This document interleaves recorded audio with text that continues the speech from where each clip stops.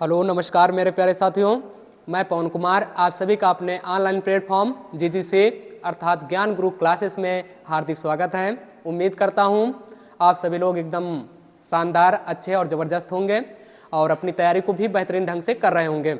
जैसे कि हमारी हिस्ट्री की क्लास आपको पता ही है, ये फिर शुरू हो चुकी है। उसमें हमने जो भी क्लासें कर चुके हैं, 7-8 जो भी क्लासें आपकी, अगर जो भी साथी नए या पहली बार देख रहे हैं हमारी इस क्लास को, इससे पहले हमने कुछ क्लासें करा चुकी हैं जो कि हमारे उसी चैनल पे प्लेलिस्ट में वो क्लासें आपको मिल जाएंगे।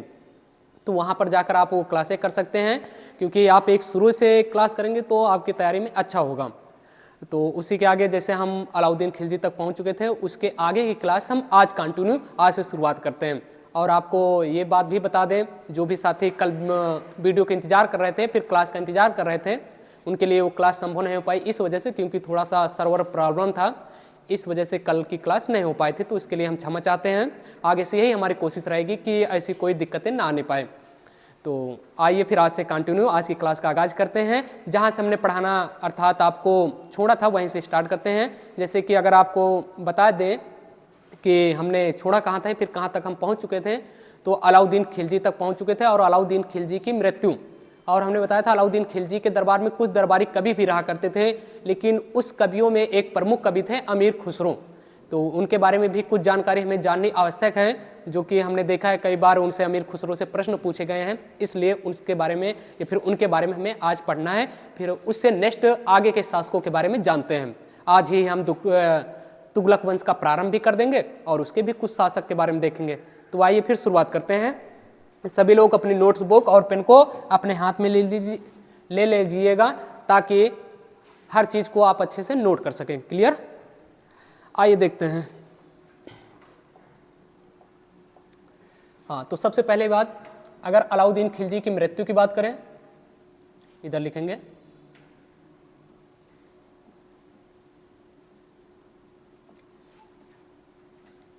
अलाउद्दीन खिलजी की मृत्यु, क्योंकि अलाउद्दीन खिलजी ने कैसा साम्राज्य विस्तार किया, कैसे शासन किए, कौन कौन से आक्रमण किए, इन सब के बारे में हम अच्छे से पढ़ चुके हैं, अर्थात इससे पिछली वाली क्लास में। तो अलाउद्दीन खिलजी की मृत्यु की बात करें, जो इनकी मृत्यु हुई थी वो 1316 ईस्वी में।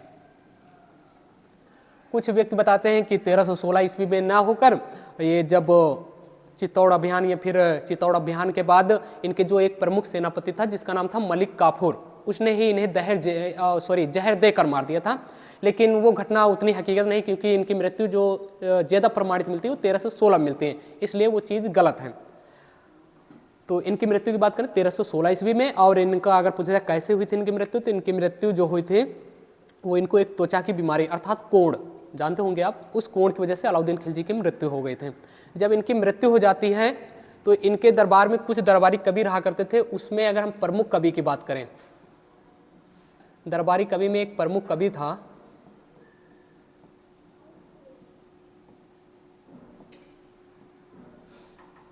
जिनका नाम था अमीर खुसरो। कई सारे थे, लेकिन अमीर खुसरो के बारे में ही जानेंगे हम। आइए देखते हैं, थोड़ा सा अमीर खुसरो के बारे में पढ़ लेते, फिर आगे हम चलते हैं। अमीर खुसरो की बात करें तो नंबर 1 पॉइंट लिखना,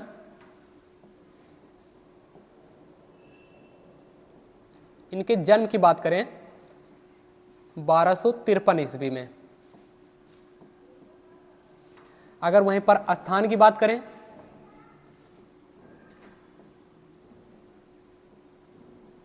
तो कासगंज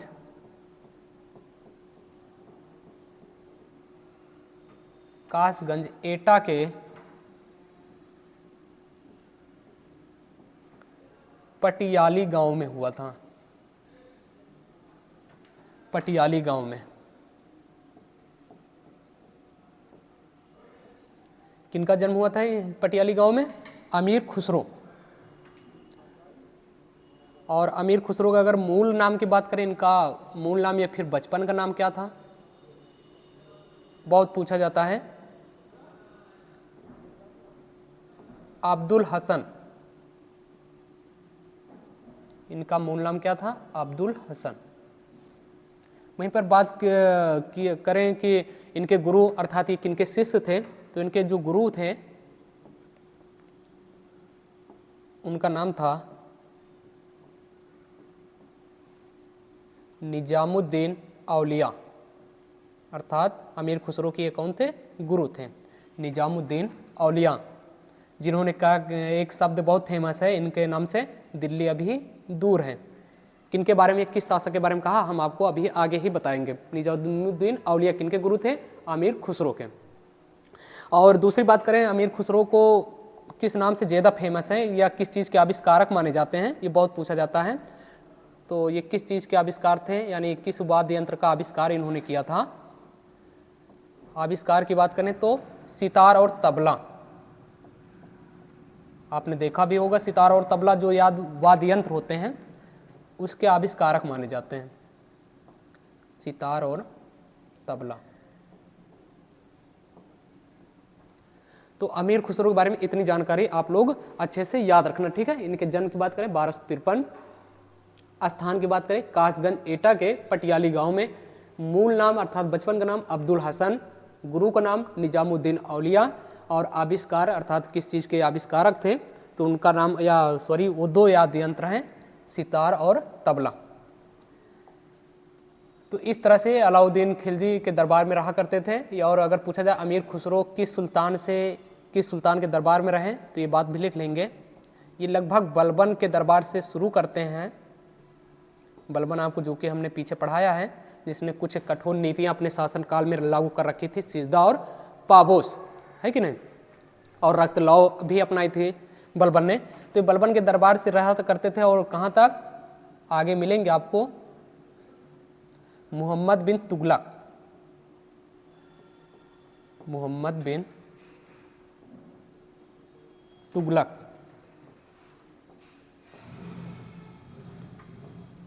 तुगलक अर्थात इतने सुल्तानों का शासनकाल देखा। बीच में और भी आए, बलबन के बाद फिर शमसुद्दीन कैमुआर, फिर उसके बाद जलालुद्दीन, फिर अलाउद्दीन खिलजी, फिर मोहम्मद बिन तुगलक के दरबार में, अर्थात ये अमीर खुसरो यहाँ तक रहे, ठीक है। अब हम तो अभी हमने क्या पढ़ा अमीर खुसरो के बारे में, जो कि किसके दरबारी कवि थे? अलाउद्दीन खिलजी। अलाउद्दीन की खिलजी की मृत्यु भी हो चुकी है। अब देखते हैं अलाउद्दीन खिलजी के बाद सिंहासन पे बैठता कौन है। तो सिंहासन पे जो बैठता है इन्हीं का एक पुत्र होता है, उसका नाम होता है मुबारक शाह खिलजी। लिखेंगे अलाउद्दीन खिलजी के बाद जो दूसरा शासक बनता है, या फिर खिलजी वंश का तीसरा शासक बनता है मुबारक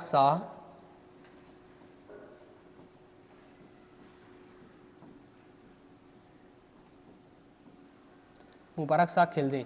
अगर इसके शासन क्रम की बात करें कब से कब तक, 1316 से लेकर 1320 ईस्वी तक, ये इसका कालक्रम रहता है। कौन? मुबारक शाह खिलजी। मुबारक शाह खिलजी के बारे में बात करें, ये कहने मतलब अयोग्य शासक की तरह साबित हुआ।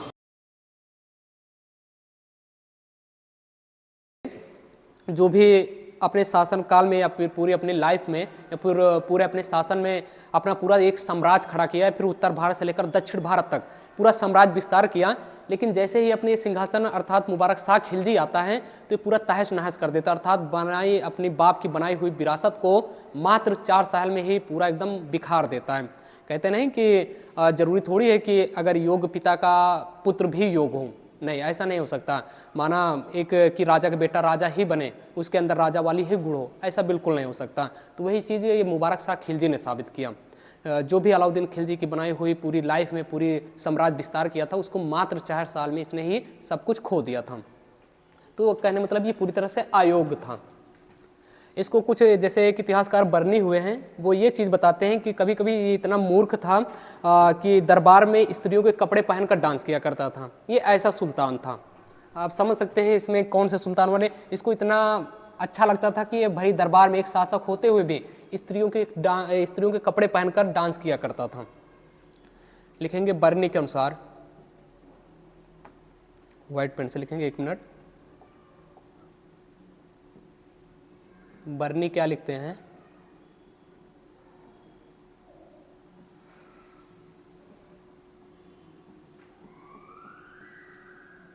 बरनी के अनुसार लिखेंगे।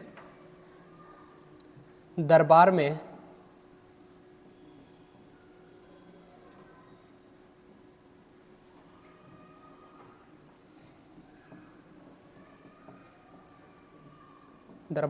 स्त्रियों के कपड़े पहनकर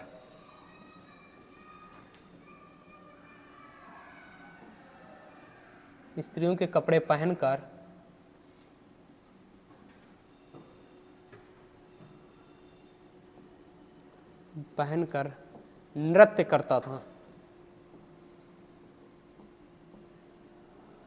यही नहीं, इतिहासकार बर्नी ने तो ये भी बताया कि कभी कभी ये पूरे दरबार में नग्न होकर घूमता था, ऐसा बताते मुबारक शाह खिलजी के बारे में। और हाँ, इसने एक काम किया था, इसने खुद को खलीफा की उपाधि से धारण किया था। खलीफा की उपाधि इसने खुद को कहा था कि हम खुद ही खलीफा हैं। ये बात लिख लेंगे।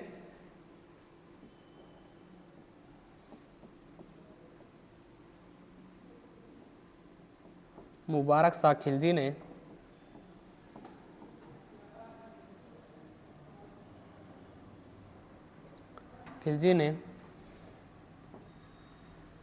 खुद को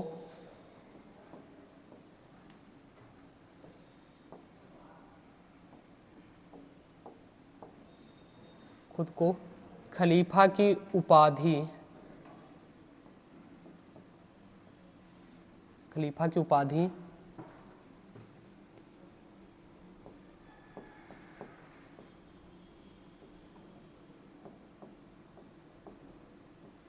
धारण किया था। ठीक है, ये भी कहने मतलब फिर अपना कोई साम्राज्य विस्तार नहीं किया। अपने 4 सालों में सिर्फ जो भी इसके बनाए हुए, अर्थात इसके जो भी पिताजी द्वारा बनाया हुआ शासन पूरा साम्राज्य था, उसको केवल तहस नहस ही कर सका। उससे आगे ये कुछ अपना साम्राज्य विस्तार नहीं कर सका, अर्थात ये भी पूरी तरह से अयोग्य हुआ। और इसकी हत्या जो है इसके वजीर मतलब होता है प्रधानमंत्री। जैसे आज की बात करें तो वजीर को हम क्या बोलते हैं? प्रधानमंत्री। तो इसका एक वजीर था, उसने ही इसकी हत्या कर दी थी।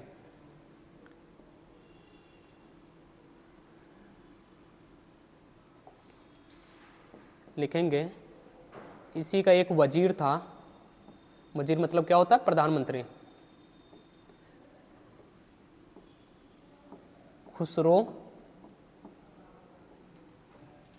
खुसरो खां, उसने ही क्या कर दी थी? खुसरो खां ने मुबारक शाह की हत्या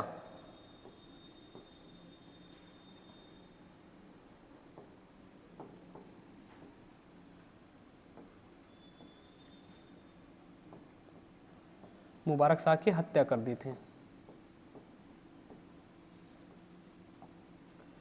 ये खुसरो शाह फिर कुछ दिन या मात्र कुछ माह ही शासन कर सका। देखो 1320 तक ये शासन किए और मात्र कुछ माह, जैसे कि बताते कितने माह। इसके बाद खुसरो शाह आता है।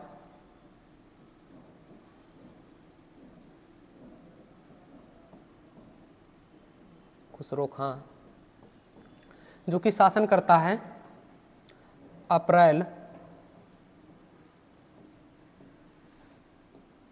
1320 से लेकर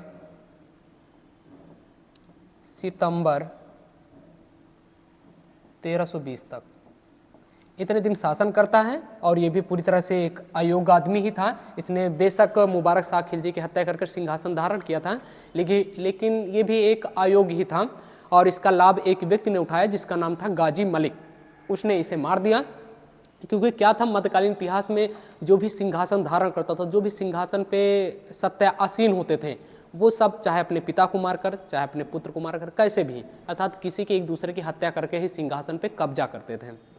तो अगर खुसरो खां की बात करें, लिख लेंगे इसके अंदर क्या था? ये भी एक अयोग्य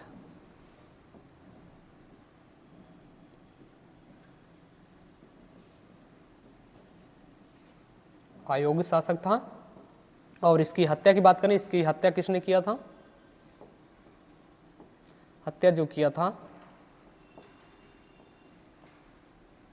गाजी मलिक, उसने इसकी हत्या कर दी थी। और इस तरह से गाजी मलिक ने हत्या करके एक नया राजवंश शुरू किया, एक नया राजवंश प्रारंभ किया जिसका नाम था तुगलक वंश। अब यहीं से अर्थात खिलजी वंश का समापन होता है। अब आगे जो भी हम पढ़ेंगे वो तुगलक वंश के बारे में पढ़ें। जाहिर सी बात है आपने खिलजी वंश के बारे में सारी चीज़ें आपको क्लियर हो गई होंगी। हमने दिल्ली सल्तनत के अंतर्गत जो 5 राजवंश चले थे उसमें से हम 2 राजवंश कंप्लीट कर चुके हैं, एक गुलाम वंश, दूसरा खिलजी वंश, और आज तीसरा आप शुरुआत करने जा रहे हैं तुगलक वंश। तो हम उम्मीद करते हैं कि आप लोगों को दोनों राजवंशों से बनने वाले प्रश्न और दोनों राजवंशों में जो भी शासक के बारे में पढ़ाया है वो सारी चीज़ आपको विधिवत रूप से अच्छे से पता होंगे। आइए अब आगे पढ़ते हैं आज से हम तुगलक वंश।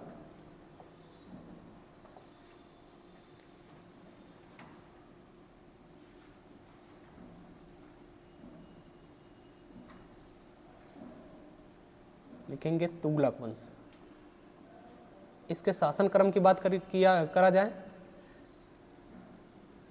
तो 1320 से लेकर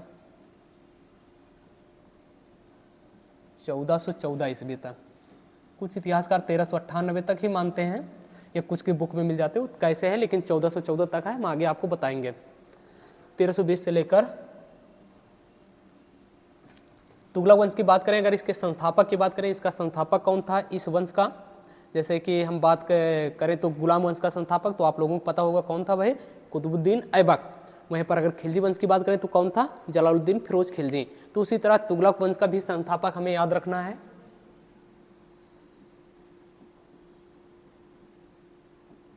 संस्थापक तो तुगलक वंश का जो संस्थापक था उसका नाम था गियासुद्दीन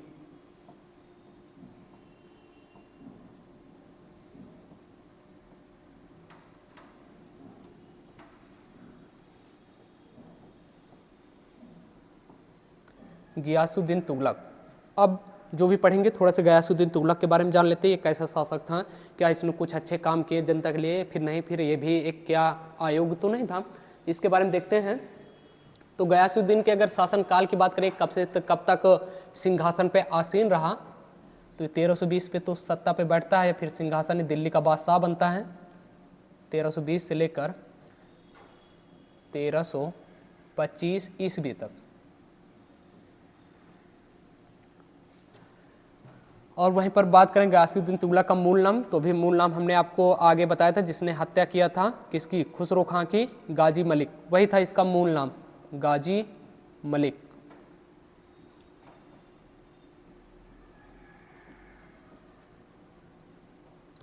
और वहीं पर बात करें, ये दिल्ली सल्तनत में पहला ऐसा प्रथम शासक था या पहला ऐसा शासक था जिसने सिंचाई के ओर ध्यान दिया, सिंचाई प्रबंध पर बहुत जोर दिया।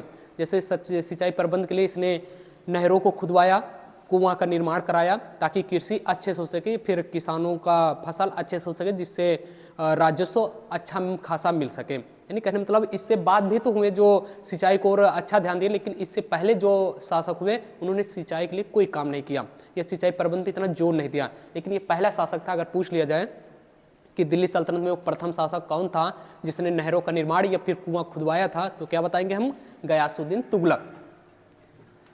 लिख लेंगे ये बात, नहरों का निर्माण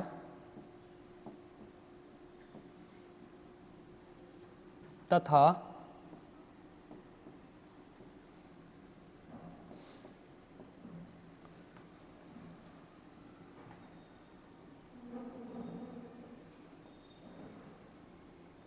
कुआं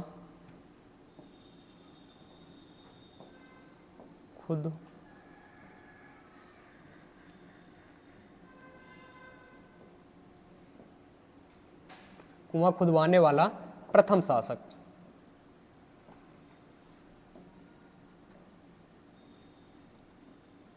इससे पहले जो भी ये शासक हुए उन्होंने ऐसा काम नहीं किया, ये प्रथम शासक था। इसके बाद किया जैसे फिरोज शाह तुगलक ने भी किया था, लेकिन उससे पहले गियासुद्दीन तुगलक था प्रथम शासक।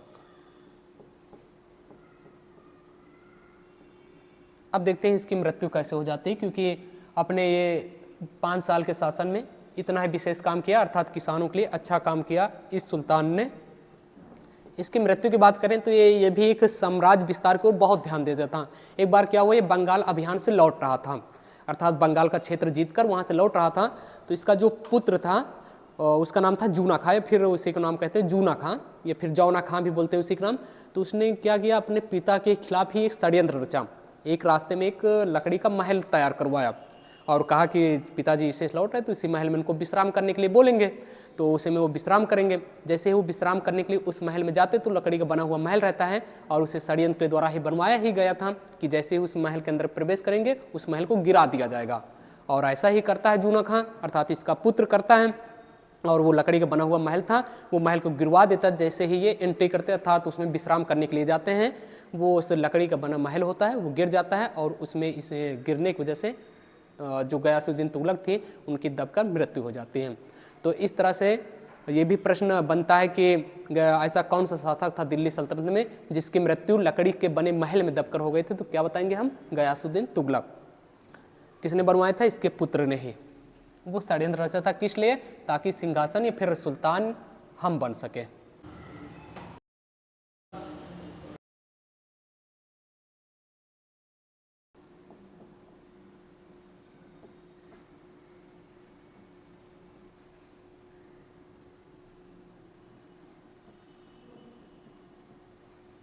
गियासुद्दीन तुगलक की मृत्यु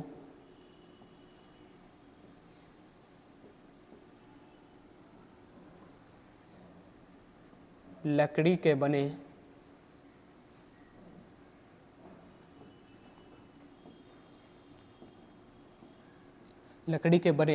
महल में दबकर हो गए थे।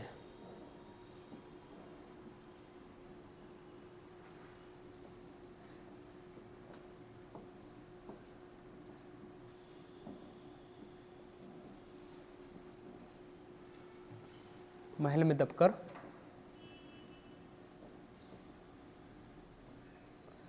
दबकर हो गए। तो उम्मीद करते हैं आपको ये गयासुद्दीन तुगलक के बारे में भी स्टोरी समझ में आई होगी कि इसने प्रथम शासक था जिसने नहरों का निर्माण कराया और लकड़ी से बने महल में दबकर हो गए। और किसने किया था काम, जूना खां ने ही। जूना खां के द्वारा ही इनकी मृत्यु हुई थी, ये बात याद रखेंगे। और इनका मूल नाम क्या था, गाजी मलिक। यहीं पे लिख लेंगे। अच्छा, ये महल किसके द्वारा बनवाया गया था, जूना खां के द्वारा।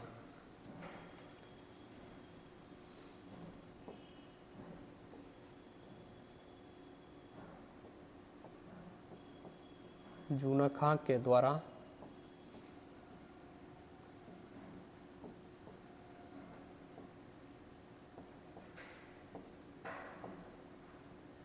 निर्मित। ठीक है, इतनी बात याद रखेंगे। अब चलते हैं आगे के, या फिर आगे जो पढ़ते हैं वो जूना खां के बारे में, अर्थात जौना खां के बारे में।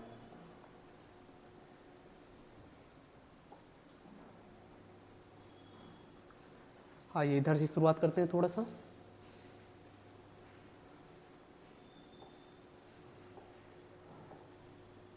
अगला शासक डालेंगे तुगलक वंश के अंतर्गत जूना खां, अर्थात इसका जो वास्तविक नाम था मोहम्मद बिन तुगलक। बात किया जाए इसका शासन क्रम कब से कब तक रहा, तो 1325 से लेकर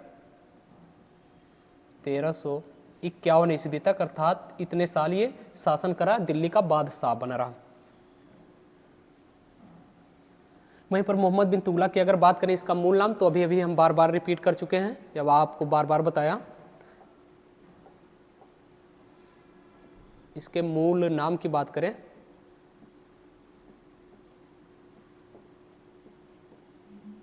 तो इसी का मूल नाम था जूना खां, या फिर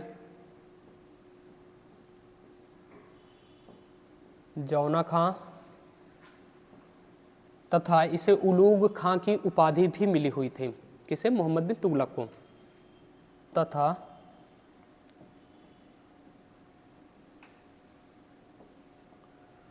उलूग खां की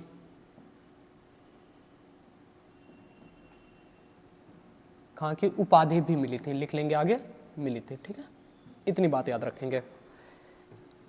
दूसरी बात करें, ये एक ऐसा शासक था जो कि दिल्ली सल्तनत में सबसे पढ़ा लिखा और सबसे बुद्धिमान व्यक्ति माना गया है कि दिल्ली सल्तनत के अंतर्गत जितने भी अन्य शासक हुए वो मोहम्मद बिन तुगलक के से ज़्यादा न तो पढ़े लिखे थे न तो विद्वान थे।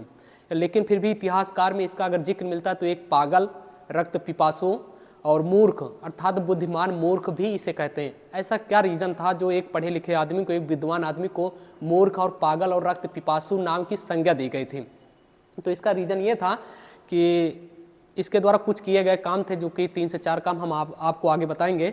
लेकिन जो भी काम करता था बस इसके अंदर एक चीज़ की कमी थी, वो चीज़ थी पेशेंस, अर्थात धैर्य नहीं था इसके अंदर। और धैर्य न रखने की वजह से जो भी एक काम करता था वो शायद वो समय के अनुसार नहीं करता था, और समय साथ न देने की वजह से इसके सारे काम विफल होते थे। और विफल हो जाने से इसे अयोग कहा गया। फिर जनता इससे बहुत परेशान हो गई इसके शासनकाल में, इसलिए इसे पागल, रक्त पिपासु और बुद्धिमान मूर्ख कहा गया।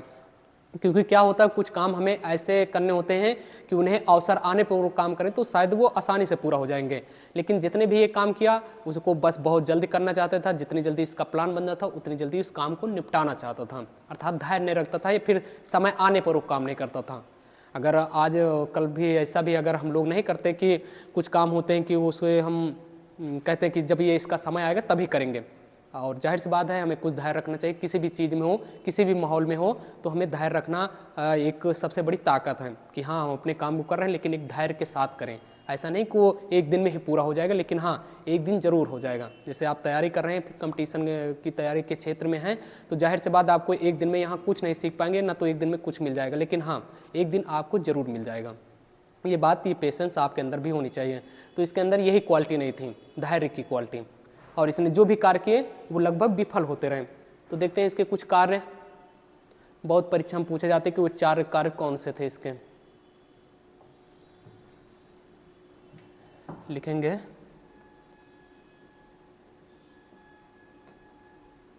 ऐसे हम लिख देते हैं मोहम्मद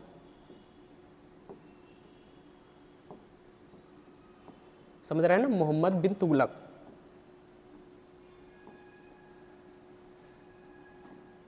के द्वारा किए गए कार्य।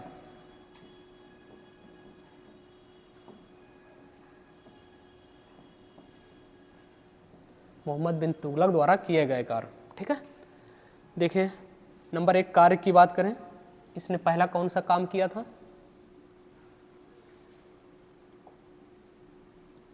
इसने जो फर्स्ट काम किया था वो राजधानी परिवर्तन।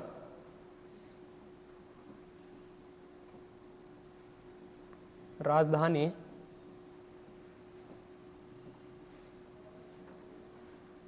परिवर्तन इसका फर्स्ट काम। और राजधानी परिवर्तन कहाँ किया था? दिल्ली से हटाकर देवगिरी को बनाया था।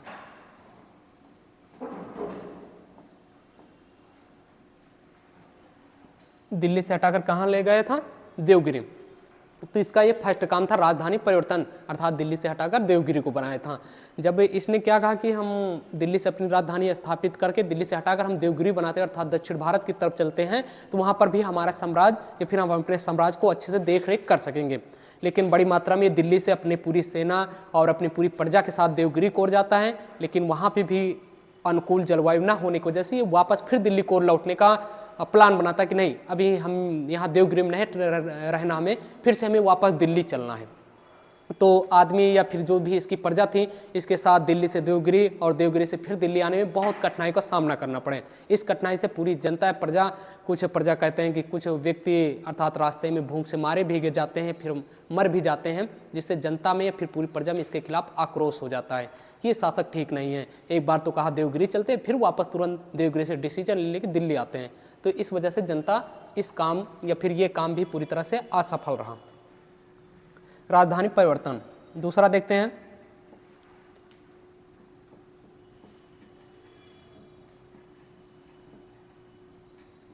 सांकेतिक मुद्रा का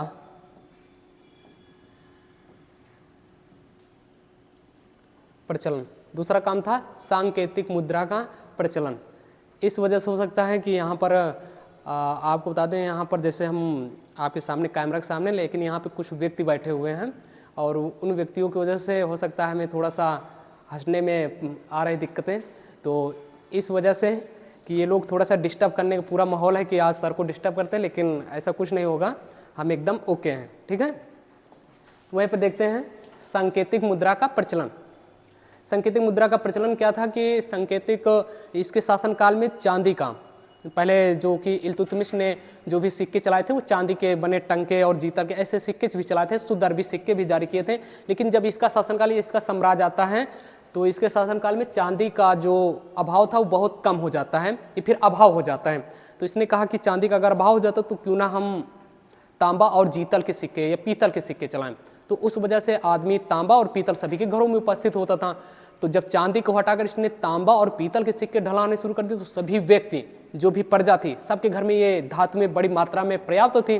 तो सभी व्यक्ति ने अपने रुपए ढालने शुरू कर, था तो नकली सिक्के पूरी तरह बाजारी मार्केट में उपलब्ध हो गए, जिसकी वजह से पूरे इसके साम्राज्य में या पूरे इसके शासनकाल में पूरा भ्रष्टाचार फैल गया, क्योंकि सभी व्यक्ति अपने अपने घरों में खूब बड़ी मात्रा में पैसे या सिक्के ढालने शुरू कर दिए, क्योंकि सभी के घरों में पर्याप्त मात्रा में तांबा और पीतल उपस्थित था। इस वजह से इसने तो कहा कि चांदी का अगर अभाव हो रहा तो क्यों ना हम तांबा और पीतल को शुरू कर दें, लेकिन इससे भी ये काम विफल रहा। क्या फैल चुका था पूरे इसके साम्राज्य में?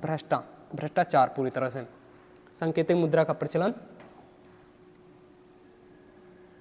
तीसरा लिखेंगे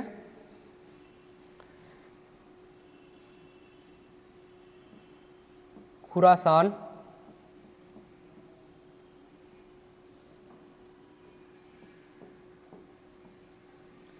और कराचिल अभियान।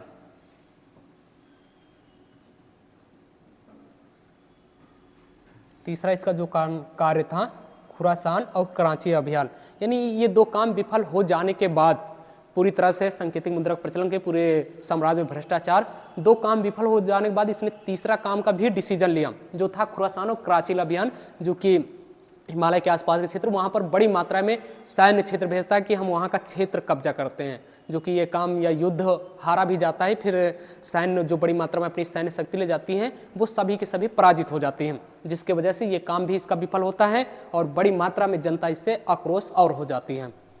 और इसका जो चौथा काम देखते हैं क्या था,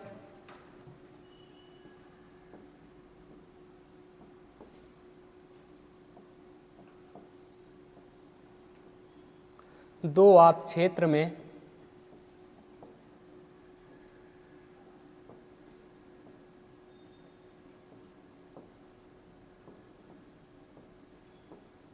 कर वृद्धि। कर का मतलब होता है टैक्स, दो आप का मतलब होता है दो नदियों के बीच की भूमि। तो वहाँ पर सूखा और अकाल पड़ने की वजह से इसने दो आप क्षेत्र में कर वृद्धि कर दी, अर्थात टैक्स को बढ़ा दिया। जहाँ पर 50% लेता था वहाँ पर 70 कर दिया, मान लीजिए जहाँ पर 30% लेता था वहाँ पर 50% कर दिया। लेकिन यहाँ पर सूखा और अकाल पड़ने से यहाँ भी उतनी अच्छी खासी फसल नहीं हो सकी और जनता इतना बड़ा टैक्स या जो इसने टैक्स में बढ़ोतरी की उससे नाखुश हो गए। और नाखुश हो जाने से इसके द्वारा ये जो चारों काम किए गए थे, समय का साथ न देने की वजह से इसके चारों काम असफल रहे और इतिहासकार ने फिर इसके शासनकाल में जो भी जनता थी वो पूरी तरह से आक्रोश या दुखी थी और इसी वजह से इसे बुद्धिमान मूर्ख कहा गया। पढ़ा लिखा तो था, जैसे आपसे प्रश्न अगर पूछा जाए कि दिल्ली सल्तनत का सबसे पढ़ा लिखा और विद्वान शासक कौन था तो क्या बताएंगे? मोहम्मद बिन तुगलक। लेकिन इसके जो भी काम किए गए थे वो बेसमय किए गए थे, अर्थात समय के अनुसार न होकर विफल होते रहे, जिसलिए इसे पागल, रक्त पिपासु और मूर्ख कहा गया। ये बात याद रखेंगे। तो ये चार काम बहुत पूछा जाता है कि चार काम मिलान करिए, कौन कौन से चार काम, तो क्या बताएंगे? राजधानी परिवर्तन, दिल्ली से हटाकर क्या बनाया था? देवगिरी, फिर वापस दिल्ली लाना।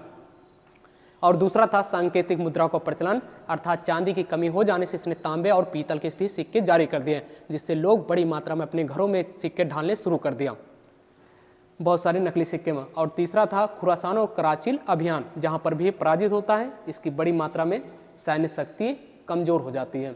और चौथा काम था दो आप क्षेत्र में कर वृद्धि। तो उम्मीद करते हैं चारों काम आपको अच्छे से समझ में आ गए होंगे। तो एक बात लिख लेंगे, क्या इसे क्या कहा गया? ये सारे काम विफल हो जाने से मोहम्मद बिन तुगलक को पागल कि पागल आदमी है, कभी जब भी इसके दिमाग में जो भी आता तुरंत कर देता है, कोई दिमाग नहीं, यानी कहीं मतलब कोई समय का नहीं देखता कि हमारे अनुसार क्या हुआ, जलवायु क्या ठीक रहेगी या नहीं रहेगी, जो भी सन की आदमी है, पागल कहा गया इसे। और रक्त पिपासु, रक्त पिपासु का मतलब होता है खून को पीने वाला, अर्थात पूरी तरह से ये आदमी रक्त पिपासु है, अर्थात जनता की खून को चूसना चाहता है, बस और कुछ नहीं, रक्त पिपासु। और बुद्धिमान मूर्ख, कहा बुद्धि तो बहुत है, पढ़ा लिखा योग तो बहुत है, लेकिन मूर्ख आदमी है। बुद्धिमान मूर्ख की संज्ञा दी गई,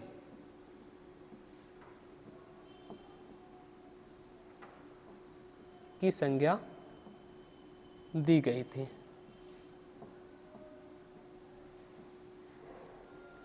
उम्मीद करते हैं सारी चीज़ें आप लोगों को समझ में आए होंगे। तो आज की क्लास को हम यहीं तक रखते हैं। इसके आगे भी मोहम्मद बिन तुगलक के बारे में बताना है कि इसके जो भी दरबारी कवि आए थे वो कौन कौन से कवि थे, और भी जो भी बाकी चीज़ें हैं मोहम्मद बिन तुगलक के बारे में पढ़ के थोड़ा सा, फिर फिरोज शाह तुगलक और अंतिम शासक पढ़ लेंगे। तैमूर लंका आक्रमण भी कल की क्लास में देखेंगे। इस तरह से हमारा तुगलक वंश भी समाप्त हो जाएगा।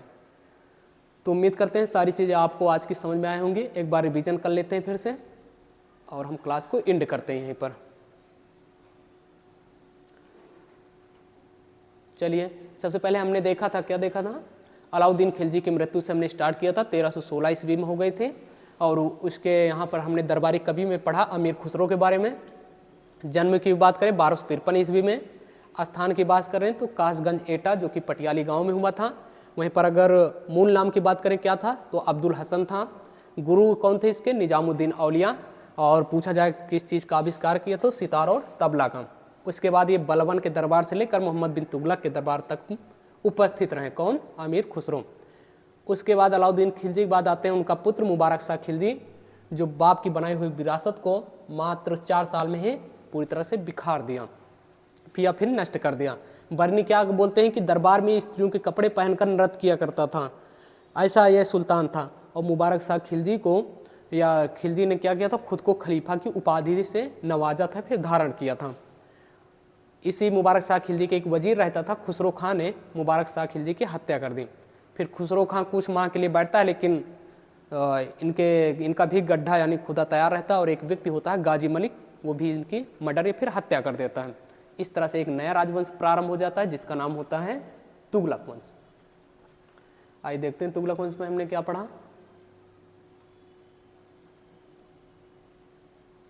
हाँ, तुगलक वंश में हमने जाना, तुगलक वंश चला था जो 1320 से लेकर 1414 ईस्वी तक। वहीं पर अगर बात किया जाए संस्थापक की गयासुद्दीन तुगलक 1320 से लेकर 1325 ईस्वी तक। और मूल नाम क्या था इनका, गाजी मलिक, जिसने खुसरो खां की हत्या की तो वही भी ये व्यक्ति थे। और नहरों का निर्माण तथा कुआं खुदवाने वाला प्रथम शासक, ये बात याद रखेंगे। उसके बाद गयासुद्दीन तुगलक की मृत्यु कहाँ हो जाती, लकड़ी के बने महल में दबकर, जो कि जूना खां के द्वारा निर्मित कराया गया था। फिर उसके बाद मोहम्मद बिन तुगलक आता है, तुगलक वंश में शासक बनता है। मूल नाम की बात करें जूना खां या जौना खां, और इसने उलूग खां की उपाधि भी धारण की थी। और मोहम्मद बिन तुगलक के द्वारा किए गए कार्य जो कि असफल रहे, राजधानी परिवर्तन, दिल्ली से देवगिरी, और सांकेतिक मुद्राओं का प्रचलन, हमने बताया इसके बारे में। और खुरासान और कराची अभियान किया। दूसरा, 2 आग क्षेत्र में कर वृद्धि, ये इसके द्वारा 4 किए गए कार्य जो कि असफल रहे। और इसी असफल की वजह से मोहम्मद बिन तुगलक को पागल, रक्त पिपासु और बुद्धिमान मूर्ख कहा गया। क्योंकि बुद्धिमान मूर्ख इसलिए क्योंकि दिल्ली सल्तनत का सबसे पढ़ा लिखा और विद्वान शासक था। तो उम्मीद करते हैं आज की क्लास आपको अच्छे समझ में आए होंगे। इसके आगे जो भी मोहम्मद बिन तुगलक के बारे में जो भी दरबारी हैं उन सब के बारे में हम अच्छे जानेंगे और फिर आगे चलेंगे। तो आज की क्लास यहीं तक, और आप लोग अपना ख्याल रखना है और अपनी तैयारी को बेहतरीन बनाते रहें। मिलते हैं आपसे फिर कल इसी मंच पर, अर्थात इसी प्लेटफॉर्म अपने ज्ञान ग्रुप क्लासेस में। और जो भी साथी नए हैं, पहली बार इस चैनल को देख रहे हैं, फिर इस फैमिली का भी मेंबर नहीं बने, तो उनसे रिक्वेस्ट है कि आप सब्सक्राइब करके इस फैमिली के मेंबर बन जाइए, ताकि आपको अन्य सब्जेक्ट की भी क्लास आपको मिलती रहे और हमारी क्लास कंटिन्यू आपको पहुंचती ही रहेगी। तब तक के लिए फिर जय हिंद, जय भारत।